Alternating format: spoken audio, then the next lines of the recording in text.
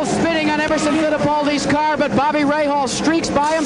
There was a problem on the left rear tire. Again, attaching the lug, it got hung up and it cost him valuable time. Rahal was in and out with quicker service. Indeed he was, so Bobby Rahal now unofficially assumes the lead. Mario Andretti comes in for a stop, so does Roberto Guerrero. In number 2, also in for a pit stop is Tom Sneven, the Skull Bandit car number 33. So a lot of pit activity here as a full course yellow has been displayed. There is Mario Andretti, who's in for a routine stop. He was running in 6th position. They're changing the right front tire on that car. Fuel apparently has already been put in. There goes Mario Andretti away, and Roberto Guerrero also stands on the gas and moves back out onto the racetrack. You can see the pace car is out there, slowing down the field. Bob, we might add something here. The pace car is picked up with Rick Mears, who is several laps down. Right behind him is Emerson Fittipaldi. We think we saw Bobby Rahal getting out first. Rahal may be the leader of this race and all the way around at the tail of that line, meaning all these guys are almost a lap behind. Well, that's one of the things we'll check with the timing and scoring. For the moment, though, we'll be right back with more from Toronto.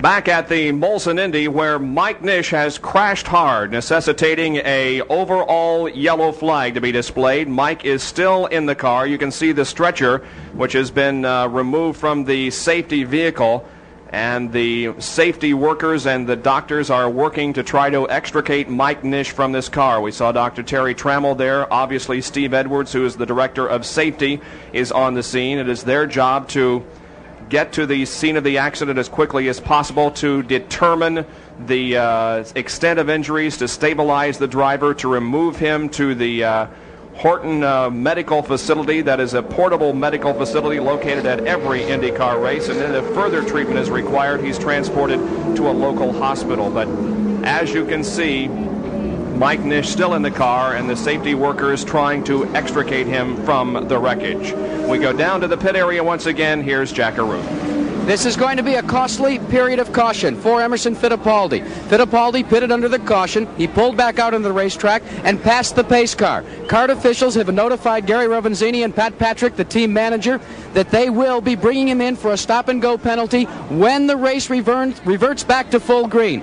Very costly. We're going to go back up further on pit road and see if the same will be assessed upon Bobby Rahal, because by our recollection, Rahal also passed the pace car. We'll be back to you with that in a moment.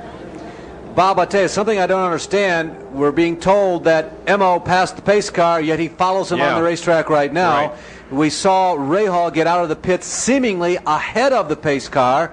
We did not have an angle, of course, on it the whole time while Bobby was making his pit stop. And while all this is going on, all this questioning about who came out first, who passed the pace car, we understand it is also raining. Well, it looked a lot worse an hour ago, just before the race started, but it is now sprinkling at least. I don't think it could be considered a rain, but we do have sprinkles falling on this course.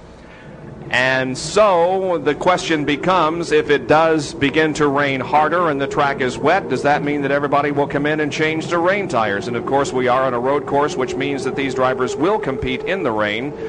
And we hope that the track can stay dry and the shower will pass over, but for the moment we do have some sprinkles. But as we look off toward the south, that's the direction we're facing here, we see blue skies and no real serious threat of rain, at least to the south, so we'll see what happens here. In the meantime, we are overall yellow because of an accident involving Mike Nish. We'll be back in a moment. Well, we have a further update from the pit area, and here's Jack Arute. We told you before break about the stop-and-go penalty that will be assessed to Emerson Fittipaldi when this race reverts back to green. But we have checked with Steve Horn and the True Sports entry and asked them about their situation. They said, no, Carter's informed us that we passed the pace car under the right circumstances, so we'll be at the tail end of the field, but still on the lead lap. Now, there's another problem that's developing. This race has given us something for everyone. The clouds are very ominous now, and they're very heavy, and precipitation is beginning to fall. If that happens, these crews will have to bring their cars back in one more time to go from this to this. rain tires, the groove tires, to keep the cars from aquaplaning and gain adhesion on the road course. We'll have to keep you appraised of that. Right now, there's no problem with the rain, but if it gets heavy, this is what they'll go to. My colleague Dan Matheson is further down pit road with this report. Jack, Rick Mieskowicz just had a dreadful pit stop. He was here for over 2 minutes, and the problem started right away. First off, they could not get the right front off, and then they had to go and they had an open fuel cell, so they had to get a lot of water. There's some water on the pit track right now. They swept most of that off. Shouldn't cause a problem. All right, thank you, gentlemen, for your reports down there. Meanwhile, the yellow continues to be displayed all around this 1.78-mile circuit because of the accident involving Mike Nish. I'm a little confused, Larry, on who's exactly leading this race, because Bobby Rahal is the 19th car in this line, and if he is the leader, then he has a lap lead on just about everybody else. Now, why Emerson Fittipaldi would be given a stop-and-go penalty is beyond me, because he is behind the pace car, indicating that he did not pass it, so why would he be penalized? Yeah, I agree with you, Bob. It seems to me, through the years we've accumulated of observing, the pace car was probably told to pick up the leader, which at the time was Emerson Fittipaldi, and I think we have not succeeded in getting young Mike Nish out of that car yet. Just guessing, the pace car perhaps was told to pick up the leader, Emerson Fittipaldi. There's another look at the skies. And in the pits, as Jack described for you, Bobby Rahal beat Emo out of the pits. Now, if anybody passed the pace car, and we're not suggesting that Bobby did, it seemed like that Bobby got out in very efficient order. If anybody would have passed the pace car, it would have been Bobby, because he's at the tail of the line. So as we see it right here, Bobby is the leader of this race after 40 laps, and he has now got the length of the racetrack between him and the rest of the entire field. You can see the jaws of life have been called in to get Mike Nish out of his wrecked car. We'll have more on that hopefully in just a moment.